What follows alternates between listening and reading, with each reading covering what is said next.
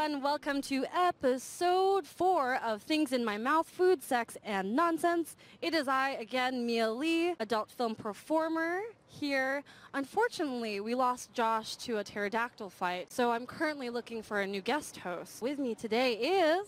It's Wolf Hudson, everybody. What do you do, Wolf Hudson? I do many things. I like to put my penis inside of different orifices. Do you get paid for that? I do get paid every now and then. Sometimes I just do a freebie, you know? For shiggles? For shiggles, yeah. Amazing, It's amazing. Yeah, even with the microphone. No, I don't do that anymore. Don't spit on it. I don't, okay. Then what's the fun in that?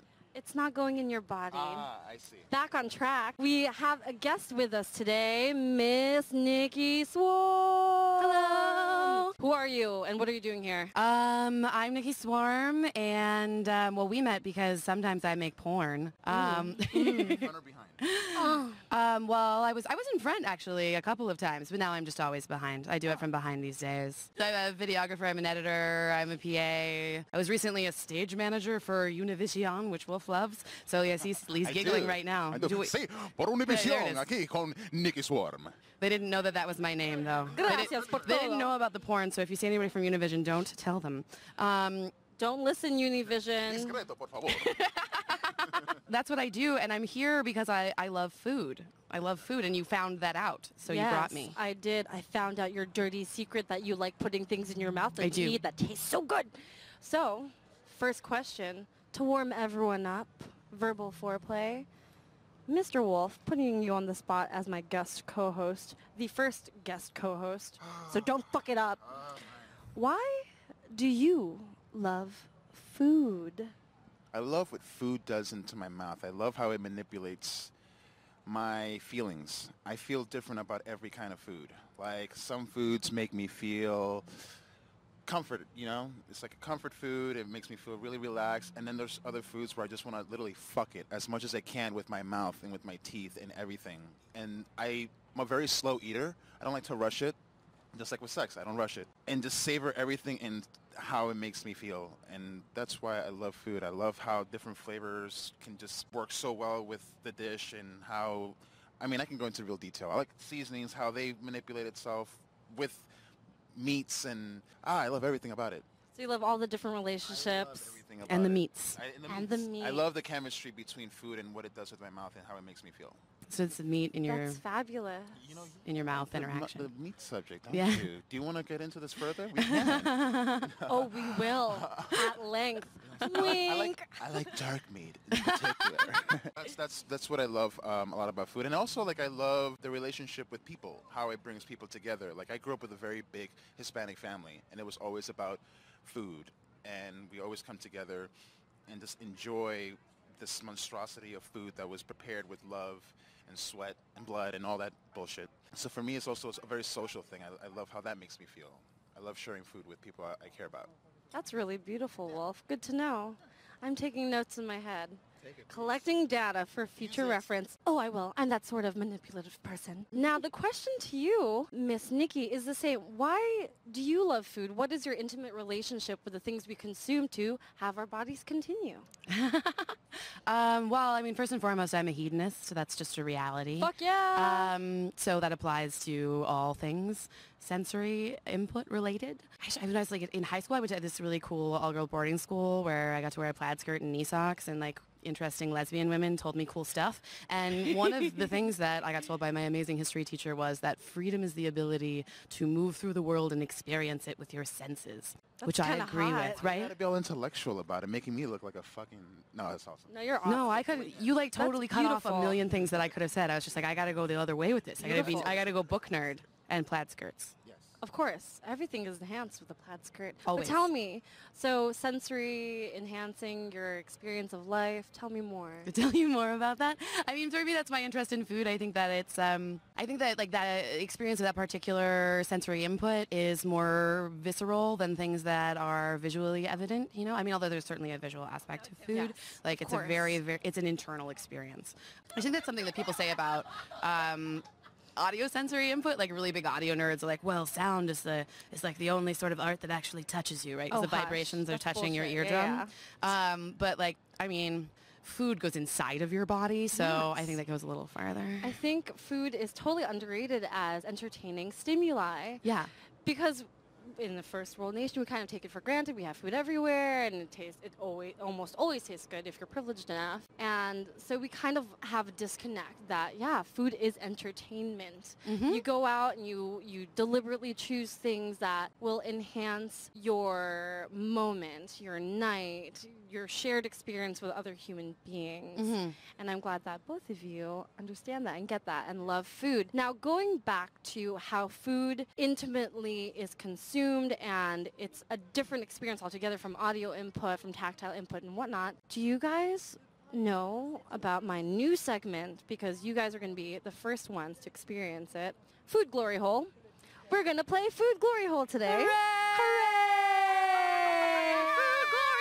Food Glory Hole. Food Glory. And participating as well is Mr. Tommy Pistol, because I dragged his ass out here too. So Tommy, we're going to put things in your mouth you're not going to quite know yet. I should ask you. I'm going to ask you right now. Do you have any food allergies so I don't kill you by accident? No, I don't. You don't? Okay, fabulous. Okay, so we're going to take a moment. I want like you guys spicy food, though. Okay. I'm going to put that out there. No, okay, I had don't to worry, totally it's not adjust all spicy. of my cooking once I started So cooking for this all asshole. three of you, do me the favor of trusting me and closing your eyes, and I'm going to feed you Okay. food. Sure. Okay? Are your hands Close clean? your eyes. My hands are, I have a fork. Mr. Wolf Hudson? Tell me when to open. Hey, baby, coming in. Oh. Oh, shit. Oh. Describe that for me. It's literally a confection erection in my mouth. Tell me more. It's very creamy. Okay. It has a very herbal taste. Okay, to it. I'm gonna feed Nikki while you describe. It's a very herbal taste. It's Oh, it's all over my face. it just has a zing to it that Oh. really just lights up my palate. And I know what the flavor is. It's Earl Grey, which is probably one of my favorite kinds of pies to have. Oh my God, Right? It's so good. it's so good. What do you Yeah. note? What do you note first off the bat, Miss Nikki? Well, I'm not gonna lie. The first thing that I noted that was that a lot of the cream was on the side of my face, but I have since gotten it off and into my mouth. So since then, Hey, glory holes are messy. that's true. You- That's you I don't know asked what to I be was part of expecting. this. I know. I knew that I was gonna get cream on my face. Come on now. It was creamy. It was delicious. It started off. I don't know. There's sort of like a vanilla-ness about it, but then there was like this high note, this like tangy note that almost like seemed like citrusy, but not quite. Couldn't possibly be. And then it went away. Was it It was in 3 bergamot? stages. I don't know that word. Yes. So Tommy, tell me your experience. It was instantly as if somebody, if that's what it is to get a load in your mouth, that's exactly what it tasted like, because it was just like instantly like full. It was like, and it was just took over my whole mouth. It was a complete It flavor. was sticky. Yeah, definitely citrusy. I tasted that. I want to say a little lime, maybe, you know, but and then there was a little crunchy in it. And I do have a cavity, so those hit those spots. So Sorry, I felt dear. that instantly. But it was delicious. it was it was actually something if I know you served it with a fork, but I could probably slurp it with a straw. Probably. Is Okay. that a good thing or a bad thing? I think that's a good thing. Okay. Yeah. It was good. It made me smile. Oh, well, I'm glad it made you smile through the cavities. So sorry, dear. In case our listeners were wondering, that was a slice of Earl Grey pie from the Pie Hole in Los Angeles. Please do follow the Pie Hole on Twitter and Instagram at the Pie Hole LA, where we currently are. So the ambient noise that you hear, those are our happy customers consuming pie. Appropriate name. The Pie Hole. Indeed. Yes.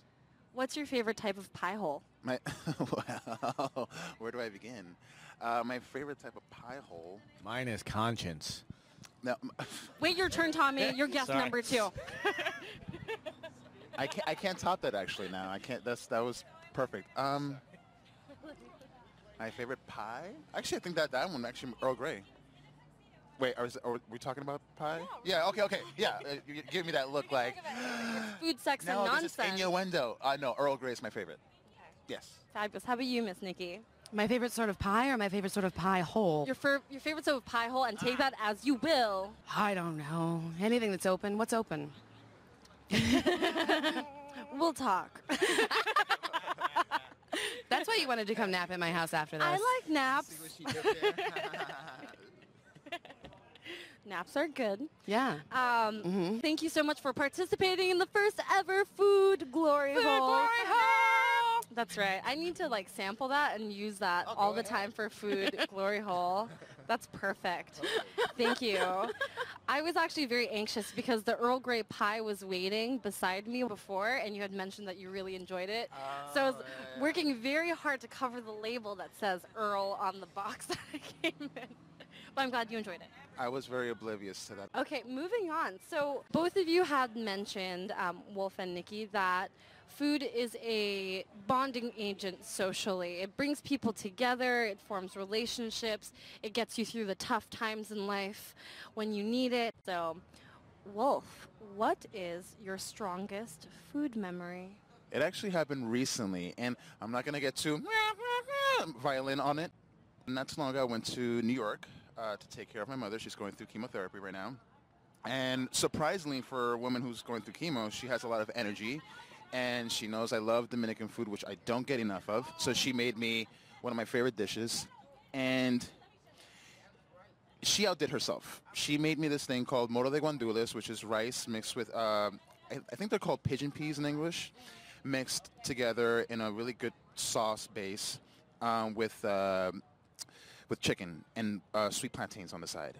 And she's done this for me many times, but it was something about this time. It just completely like shot up all my fucking senses, and I was like on my feet about it. At the same time, I just couldn't have enough. I had like 3 helpings. Like, no joke. I had 3 helpings of this massive thing, and I felt like I didn't want this moment to end. It was the best thing in the whole world.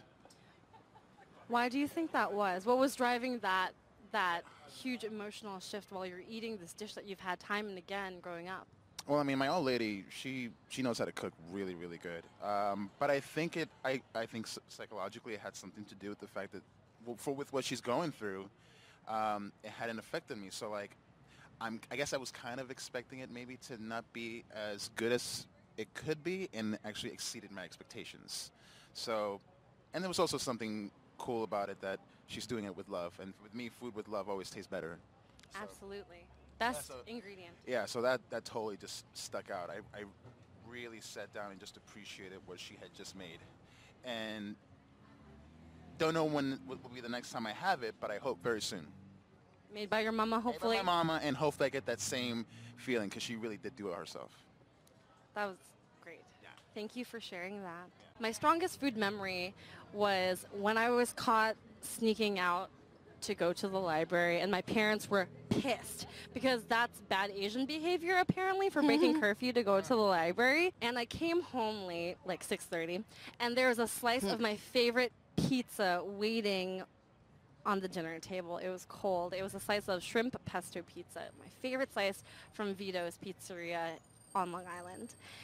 And my father said, "You're going to eat dinner first, and then we're going to talk about why you were late home." Ooh. So he stared at the back of my head the entire time I was eating this pizza with a knife and fork, because that's how you eat the slice, because it's fucking giant and delicious.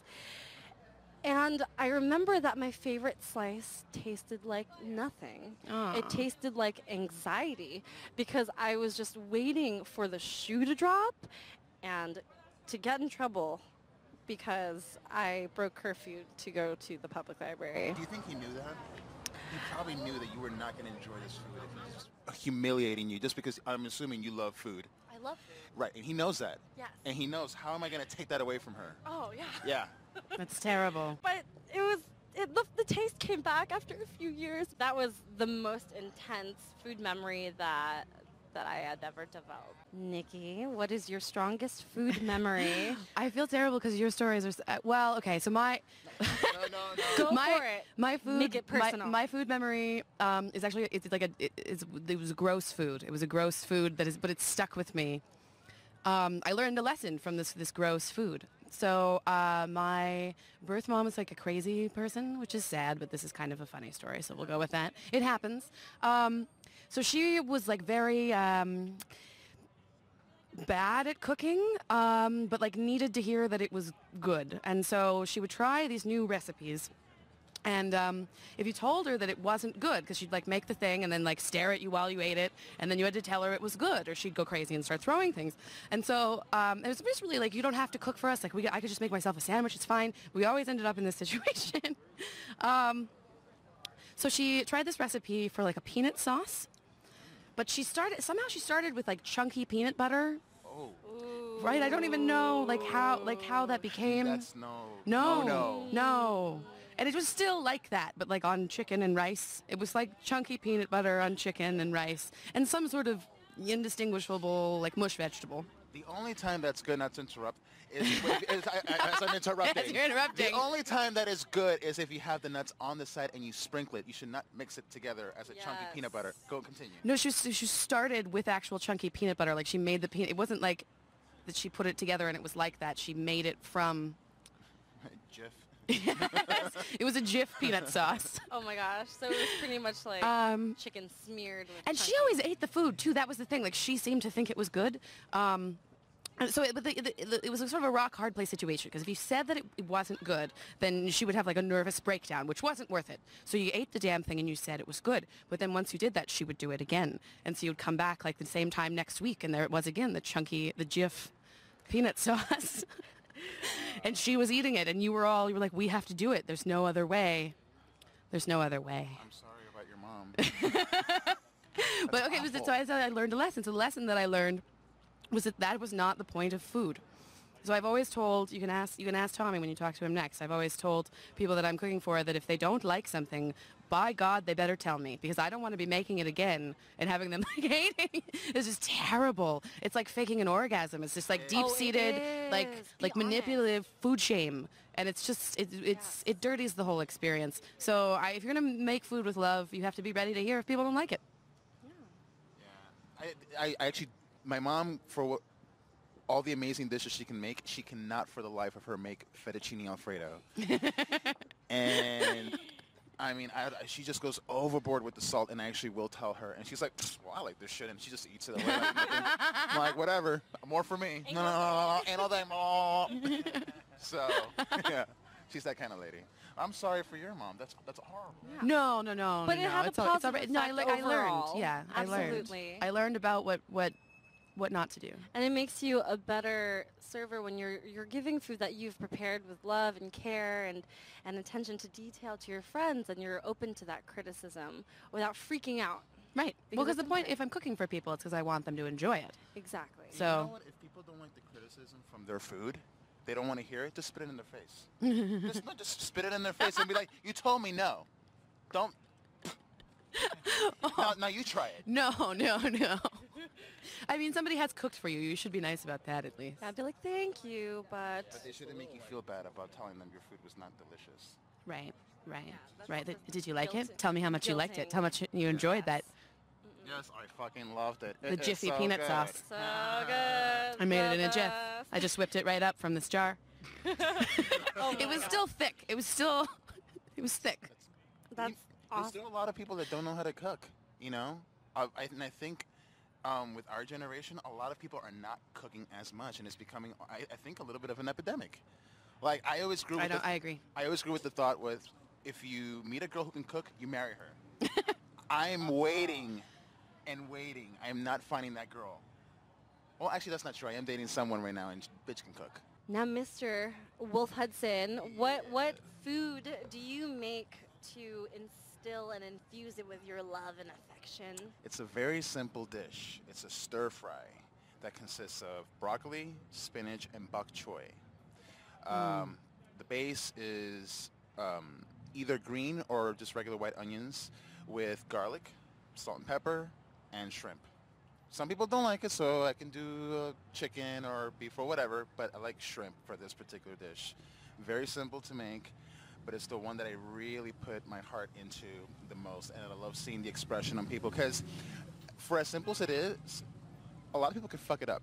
And if you fuck up a simple dish like this, it just says a lot about you, I think. So, not to be a snob, but it says a lot about you. So for me, I really put a lot into it. And for instance, I made it for Daisy Ducati. Now she doesn't eat shrimp. Oh no, she does. No, she's a no, pescatarian. no, she does eat shrimp. That's true. She didn't eat other kinds of meats, and she loved it. And she hadn't had my food before, and she loved it. It was actually myself and Nikki Darling. We made it for her. Aww. Yeah, and she loved it, and I was like, fuck yeah. So that's my favorite dish to make. I love baking. There's this cake that I always make and bring to San Francisco, to the Kink Armory, because they are on the I will feed you list because you guys are awesome and I hope to see you more and more, and I love feeding you, and I love being inside of you some way. It's okay if you're not a performer. I'm inside of you. And so I make this coffee cake, and it's totally from the box and whatnot, but I get my hands dirty in the part where I'm making the crumbles, and I cheat. Usually when you make coffee cake, it's just flour, sugar, butter, cinnamon, and the usual spices. Mm-hmm. I use cake mix as my crumble topping because why the fuck not? Because let's all live a little and suck the marrow out of life and make coffee cake crumbles out of cake mix. And there's this point where I'm mashing butter into the cake mix and using my hands, and I feel the butter squishing through my fingers. Oh, I love that. That's one of my favorite things in the world. And getting warm just enough. And when I squish this mixture, and sometimes I throw oatmeal in it or nuts, depending on the people who I'm serving it to. Yeah, getting in there. I can see my fist print in the crumbles get it, girl. that I'm leaving. Yep. And that physical impression of my hand and the actual act of making the landscape of this coffee cake, because I always take a really, really close up picture of the landscape of the coffee cake and tweet it at them. It screams, this is me giving something to you because I adore you and I want you to enjoy it. And it is decadent. And sure, it's processed because it's just cake mix, but I make it with the intention of people enjoying it and getting excited to see me because I bring cake, but I'm trying to embody the positivity that I try to bring everywhere in the food they eat. So every bite is like a bit of you? Basically. That's so sweet. I want them like to try feel, that one day. yeah, it's, I've if had you're ever Melia's there, coffee cake. It's fucking amazing. If you're ever at Kink, while I'm there will be coffee cake. Fantastic. Well, I've yet to have it, but I would love to. Fabulous. Is it a confection erection in your mouth? It is absolutely a confection erection in your mouth. Orgasmic. Yeah, Okay. yeah, it's amazing. It's amazing. Fantastic. Good to know. Good to know. I'll bring some around. So You said there was apples in it when you brought it to, Yes. to the set that you brought. Have you ever tried putting, rocking a little apple cider vinegar in your crumble? I should try Give that a Just shot. Tang. Give that, yeah. I put a lot of salt in it to contrast. Oh yeah. You can get away Pink with Himalayan salt. You can get away with a fair little bit of apple cider vinegar in there, I love this turkey. and it just makes your mouth Noted. water and your I like taste buds that. open. Salivation. Yeah, is salivation key. is key. I like to In make all all of my things. eaters salivate. Salivation is so key. It is. It's important. Wonderful. Question to Nikki Swarm. What food do you make? I have so pass many on your answers love? to this question. One of them was I love making Thanksgiving turkeys because of the part where I fist under the breast skin with butter and just massage it into the breast. But you already talked about the butter and the fist and all of these things, so I think that's done. That's handled. We're good. We understand that we like that. Butter. Yeah, butter fisting at any time. All yes. day. Well, that's how I show my love. But so I also have this. I have this one recipe that's also pretty simple. It's very few ingredients. It's a tomato pie, and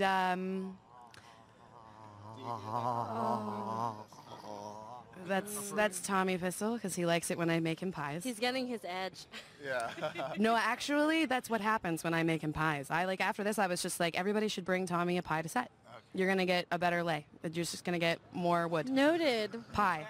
I think that everybody should bring pie to porn sets. Just bring a pie. Honey, I'm having a hard time getting hard. Bring out the pie. And I'm not just talking about I ladies brought bake 2 pies. pies. I'm not just talking about ladies baking pies. I'm talking about everybody baking pies. Everybody baking pies for everybody. Bring back some of the niceties. Let's be friends like we all are. Anyway, that's a side note. So I make this tomato pie, and I got the recipe. It was right when I was learning how to cook the first time, which incidentally happened because I was living with my partner at the time who had like a stomach ailment, and so he couldn't eat anything that, like, we didn't know exactly what was in it, so I had to learn to cook. So because of that, member of my generation learned to cook. So I went to a restaurant and had this pie, and I was just like, I will kill the owner if they don't give me this recipe. And so what it is you make biscuit dough, which you can actually totally, like your cake mix, you can use Bisquick. It's fine. It's delicious. You have to, when you use Bisquick, you have to like work a little harder when you're trying to roll it out into a dough. It doesn't roll as well as like if you made it yourself, but it's fine. So you make biscuit dough, and you put that in your pie pan. And then you put down a layer of tomatoes. Better when they're fresh, but if it's like a canned tomato time in your town, it's totally fine. And then you take a mixture of, and really, it's very simple ingredients. It's trailer park ingredients. Mayonnaise and cheddar cheese, 1 cup each. And you mix them together, and you put it on the top. I know the face that Wolf is making, but if I gave you this pie, you would never guess that it's mayonnaise. No, you would never know. No, it would actually kill me. Oh, would it? I'm allergic to mayonnaise. Oh, well, I'm so glad. Earlier, I'm like, oh. I'm so glad that I never made this for you. Wolf. I totally would have made this for you when you came over to my house for dinner too, and I would have been like, I'm not going to tell you what's in it. Unless you're prepared to take me to the hospital. Oh my God, I would have killed you if we didn't have this conversation. Never. Mia, you just saved Wolf Hudson's life. Things in my I was mouth. going to make him tomato pie. My podcast saved Wolf's life. I was going to make you tomato pie. No, I'm like severely. Oh my God. God, that would have ruined our night. That would have totally ruined our night. Ruin your night. Oh man. Oh man. Okay, so everybody, do not make this recipe for Wolf Hudson. No, Never, no mayo for Wolf. Yeah. Please don't kill him. Please don't kill him. No. Please don't kill him. But it's delicious. It's like a creamy what? No, because we You're were just next. talking about the glory hole Can I just thing. say something real fast? Yeah, go. When I was younger, my friend convinced me that mayonnaise was cow cum, and I believed it for a long time. Did you still eat it? Yes. Oh, okay. You're dirty, Tommy Pistol. He's in the queue for episode 5. So after you don't kill Wolf Hudson, which is really important, so you spread that on top, and then like a little bit of basil, salt and pepper. You put another layer of your biscuit dough crust, and you really want to roll it out thin like pie crust. Then you pop it in the oven at 450 degrees for like 11, 12 minutes. Doesn't take very long at all. Pull it out, let it cool, and it's done. And it's amazing. And people would never guess that it's that simple. Nobody ever guesses it's mayonnaise. I generally don't tell them. I should start telling them so I don't Probably. Please don't kill other people like Wolf Hudson. Because that's crazy, because I love you, and I would murder you. I would have murdered you with a pie. But that wouldn't be a good thing on your resume. No. Yeah. No, I was like, he was doing very well. Everything was fine, and then I murdered Wolf Hudson. And I'm sorry. Oh my God, that did it. It's over. I would have finished it. I would have been banned. He would have picked. Are you okay, Wolf? That's true. Tommy would have picked up. He would have finished your pie on the way to the please hospital. bring the pie to go. Yeah, so he would bring the pie. Eat it en route. All right, so everybody, please, Dude, do you want an ambulance? make this recipe for people, but check and see if they're allergic to cheese, mayonnaise, tomatoes, or anything in biscuit dough. I want to go back on something. I'm sorry. You mentioned turkey, and I actually want to retract because that is actually also my favorite thing to make. Yes. How do you make your turkey? How do I make my turkey? Yeah, because that's very easy to fuck up. It is. It is. What's the recipe? How do you prepare it? How I prepare it? Yes. I actually get a pre-brined turkey. I don't even fuck around with that because I don't want to get up at 4 in the morning. Right. So I get a pre-brined turkey. I think that's totally the business. I have always slow cooked it. I think that that's also the business. And people are just like, oh no, you're going to get germs. But like, we don't really care about that now, do we? Not really. Not really. What kind of Live a little. Like almost nothing. Really? Yeah, really the biggest thing that I do is the stuffing, which is my stepmother's recipe, which my stepmother's actually a fantastic cook, and her recipes have not to do with chunky peanut butter, but more like things that you'll like. So her stuffing recipe has cornbread, sausage, like breakfast sausage, that sort of flavor, little dried fruit bits. Yes. Yeah, it's fucking amazing. Onions and celery, it's like all cooked in butter with like a little bit of chicken broth and just like kneaded together, which is great. Anytime I get to knead meat, I'm really happy. So that gets shoved in there, and then other than that, like I butter the crap out of it. Like a little bit of salt and pepper on the top of the breast, but really it's just like massaging butter into the raw chicken breast under the skin. You don't remove the skin. Course, you just insert and rub, know what we're talking and then about. you pull out. Like foreskin. The foreskin, yes. I think what I do is a little more than I would generally want to do to a foreskin, Well, unless it was requested. well, unless they were like, "Hey, I've done this before."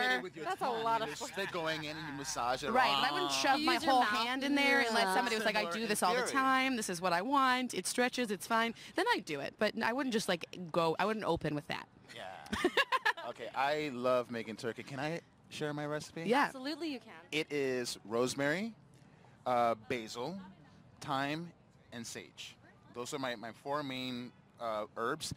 Salt and pepper, kosher salt, unsalted butter, and I fucking just lather the shit out of that motherfucker all inside over and it. out. And then I stuff it with sweet onions and lemons.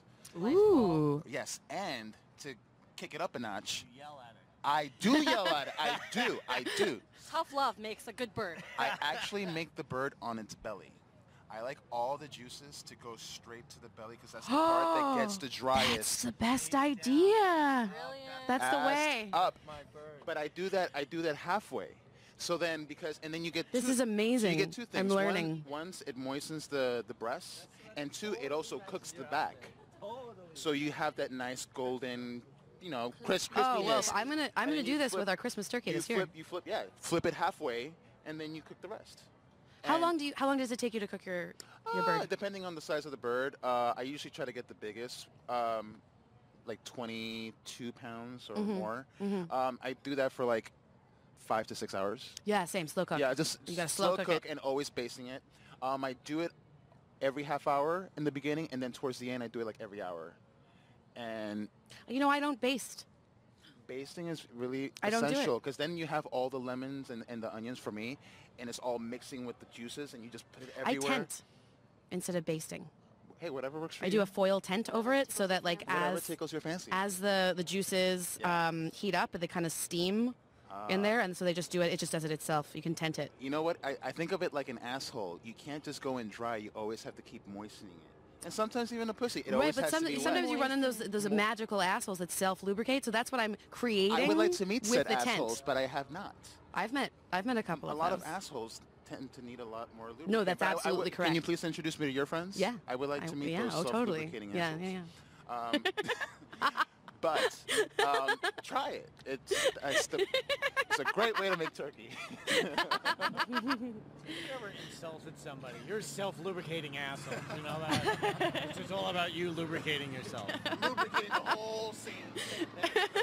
Slide down the street on your ass. Well, thank you guys so much. Thank you, Nikki Swarm, and thank you, co-host Wolf Hudson. I hope that wasn't too painful. That wasn't. It could be more. Okay. Not painful. I mean more. More things in my mouth? Yeah. Can you surprise me with more things in my mouth? Yeah, I'll be around. Okay. Always said that. So again, I am Mia Lee. You can find me on Twitter and Instagram at LoveMiaLi, LoveMiaLi. Where can they find you, Wolf Hudson? They can find me in all fucking rapey places. No, social media. Consent. Social consent. Consent. They can find you lurking outside their window. At Wolf Hudson is bad. Twitter, Instagram, also on Facebook, Tumblr, everything. Life. Life. Love. How about you, Miss Nikki Swarm? Where can we find you? You can find me at Nikki Swarm on Twitter. That's NIKKISWARM, like a swarm of bees. Thank you, listeners, so much. And also, huge, huge thanks to Sound Guy Matt, because you're awesome, and this podcast would not be happening without you. All hail Sound Guy Matt. All hail. Bow down, bow down, bow down.